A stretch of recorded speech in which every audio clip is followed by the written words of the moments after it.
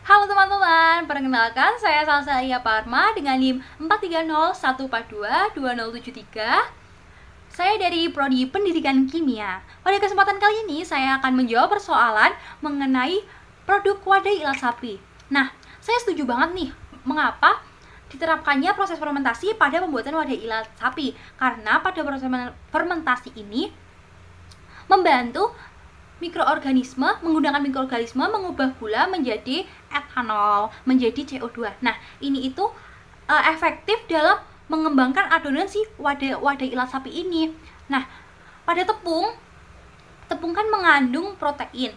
Nah, sebagian besar dari protein ini akan menjadi gluten apabila dibasahi, diremas-remas, dan diadon-adon, diaduk begitu. Nah, si gluten ini akan menahan CO2-nya sehingga adonan ini tuh akan mengembang.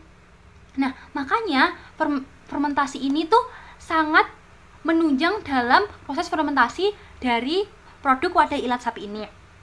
Nah, ketika proses fermentasi kan menghasilkan CO2 dan diperangkap oleh gluten. Nah, sehingga dapat mengembang, menghasilkan tekstur yang berongga dan ringan. Serta kalau kita dipanggang atau dikukus, ini akan memberikan tekstur kue yang renyah dan rasa yang enak dan empuk saat dimakan. Nah, serta pada etanol ini selama proses penguapan itu meninggalkan sedikit aroma khas, namun tidak mempengaruhi rasanya, jadi aman saja. Nah, waktu fermentasi ini juga mempengaruhi pada produk wadah ilat sapi. Jadi kita tidak boleh kelamaan. Kalau kelamaan nanti malah menjadi masam karena overproofing. Tapi kalau kita terlalu cepat tidak mengembang secara sempurna. Jadi kita harus melakukan fermentasi dengan lama yang optimal untuk menghasilkan produk kualitas yang lebih bagus. Nah, bagaimana kalau menggunakan amonium bikarbonat dan natrium bikarbonat yang itu adalah pengembang sintetis kimia? Nah, sebenarnya kalau kita menggunakan amonium bikarbonat contohnya ya, amonium bikarbonatnya itu akan menghasilkan gas amonia, CO2 dan air.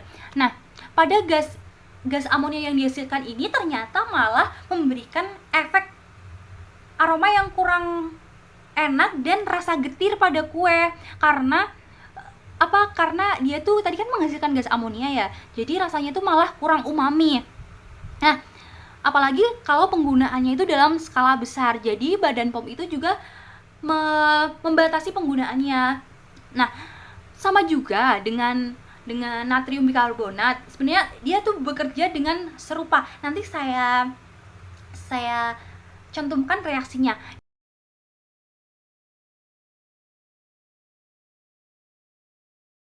Dia tuh juga akan merangkap CO2 dan agar adonannya mengembang secara umumnya tuh sama, namun memiliki side kayak hasil yang berbeda karena kan sintetis senyawa kimia ya. Nah, kalau pada natrium bikarbonat ini itu tuh dia memiliki hasil akhir tuh kan basah ya. Nah, makanya itu rasanya tuh juga kurang enak dan kurang umami. Serta apalagi kalau kelamaan ya, nanti bahkan kalau kelamaan malah menjadi kurang sedap dan masam. Selanjutnya, nah, berdasarkan data pada penelitian Pambudi dan Wijarnako itu menghasilkan hasil organoleptik sebesar 0,1. Nah, itu memiliki proporsi natrium bikarbonat itu 1,5 dan amonium bikarbonatnya 2%. Nah, ini membuktikan bahwa pada proporsi komposisi dengan seperti itu menghasilkan kualitas produk yang bagus serta banyak disukai oleh konsumen. Begitu juga sebaliknya, kalau terlalu tinggi malah nilai organoleptiknya itu menurun karena dia menghasilkan kualitas produk yang kurang disukai masyarakat. Karena semakin banyak kan semakin gas amonianya tadi kan semakin banyak. Jadi malah rasanya itu menjadi masam. Jadi sensori rasanya dan aromanya kurang disukai oleh konsumen. Nah, selanjutnya rancangan formulasi yang paling efektif itu seperti pada penelitian Pambudi dan Wijarnako tadi. amonium bikarbonatnya 2% dan natrium bikarbonatnya itu 1,5. Karena pada komposisi tersebut itu sudah sangat pas karena seimbang antara asamnya dari natrium bikarbonat dan amonium bikarbonatnya, gas yang dihasilkan amoninya itu cocok dan disukai oleh konsumen karena rasanya rasa yang cocok, tekstur yang cocok, aroma yang cocok. Nah, untuk strategi untuk UMKM, jadi UMKM itu dapat diberikan pelatihan, edukasi, serta kolaborasi dan bantuan dalam menentukan mutu untuk berkualitas baru berproduksi.